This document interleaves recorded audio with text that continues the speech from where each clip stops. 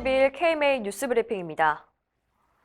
문재인 케어를 지지해줄 테니 한의사에게 도움되는 첩약급여화를 해달라. 청와대와 한의사협회의 유착 의혹이 제기된 이후 한의협은 방성은커녕 내부 제보자 색출에 나선 것으로 알려져 비난을 사고 있습니다. 국정감사에서 유착 의혹을 제기한 자유한국당 김술래 의원에 따르면 한의협은 논란이 불거지자 내부 제보자를 찾기 위해 최여경 한의협 회장의 녹취록을 다운로드한 사람의 IP 주소를 확보해 추궁했습니다. 이런 행위는 공익신고자 보호법을 위반하는 건데요.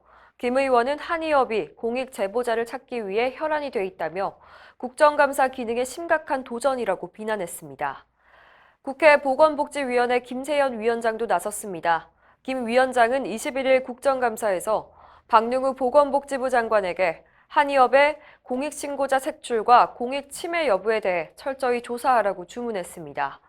또 한의협에 대해서도 공익신고자를 색출하거나 불이익을 주는 행위를 즉각 중단하라고 경고했습니다.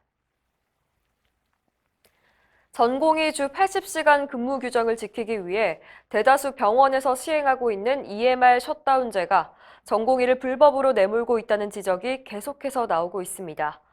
EMR 셧다운제는 근무 시간이 지난 후에 전공의가 전자의무기록 시스템에 접속하지 못하도록 강제로 차단하는 것을 말합니다. 그런데 병원에선 근무 시간이 끝난 후에도 환자를 봐야 하는 경우가 허다한데요. 그렇다 보니 다른 전공의 아이디를 빌려서 처방하는 일이 비일비재하다는 겁니다. 문제는 이렇게 다른 의사 명의로 처방하는 행위가 불법이라는 점입니다. 대한전공의협의회는 EMR 셧다운제가 수련 환경을 왜곡하고 의료법 위반까지 조장한다며 즉시 중단해야 한다고 지적했습니다. 한편 EMR 셧다운제는 현재 상급 종합병원 42곳 중 80%가 넘는 34곳에서 시행 중인 것으로 알려졌습니다. 의료 분쟁을 원만히 해결하려면 의협 의료배상공제조합을 찾아가라. 이 말이 과장이 아니라는 사실이 확인됐습니다. 최근 5년간 공제조합에 접수된 의료 분쟁 사건 10건 중 9건에서 조정이 성립된 것으로 집계됐습니다. 조합은 2013년 보건복지부의 인가를 받은 이후 작년까지 의료 분쟁 사건 6,600여 건을 접수했는데요. 평균 87%의 높은 조정률을 보였습니다. 최근 의료 분쟁 사건이 늘고 있는 상황에서도 이처럼 높은 조정률을 보이는 것은 조합이 신속하고 공정한 중재를 하고 있다는 방증입니다. 고강송 의료배상공제조합 의장은 조합이 다른 손해보험사에 비해서 의사들의 정서를 잘 알고 있어서 실질적인 도움을 줄 수가 있고 적은 비용으로 큰 도움을 받을 수 있는 장점이 있다고 설명했습니다. 문재인 케어, 즉 정부의 보장성 강화 정책으로 건보 재정이 무너질 것이라는 우려 여러 번 들으셨죠? 그런데 재정 적자 폭이 지금까지 나온 추계보다 더 늘고 있다는 지적이 나왔습니다. 자유한국당 김승희 의원에 따르면 문케어로 인한 건강보험 재정 수지 적자는 현 정권 임기 동안 17조 2천억 원 발생할 것으로 계산됐는데요. 이는 작년에 추계한 결과였던 13조 5천억 원보다 3조 7천억 원이 더 늘어난 겁니다.